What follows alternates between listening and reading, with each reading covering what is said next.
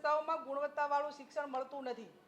ક્યાંક ભૌતિક સુવિધાઓનો અભાવ છે, ક્યાંક શિક્ષકો નથી અને ક્યાંક સરકારે જેના ઉપર અમલીકરણ કરવા માટેની જે સિસ્ટમ હોય એ સિસ્ટમમાં બાલાદવલાની નીતિના કારણે સરકારી જે સંસ્થાઓ છે એમાં માતા પિતા બાળકને ભણવા માટે ઓછું મૂકવાના કારણ એ જ છે. અને હું માનું ત્યાં સુધી મોટા ભાગની પ્રાઇવેટીકરણ એ સરકારમાં બેઠેલા લોકોની સંસ્થાઓ હોવાના કારણે સરકારી શિક્ષણ પાડી ભગે તો જ તેમને ત્યાં વિદ્યાર્થીઓ દાખલ થાય આવી માનસિકતા પણ કદાચ સરકારમાં બેઠેલા લોકોની હશે. એટલા માટે કરીને ધારાસભ્યોના, મંત્રીઓના, સચિવોના કોઈ બાળકો સરકારી શૈક્ષણિક સંસ્થાઓમાં ભણતા નથી, એમને પ્રાઇવેટમાં ભણાવે.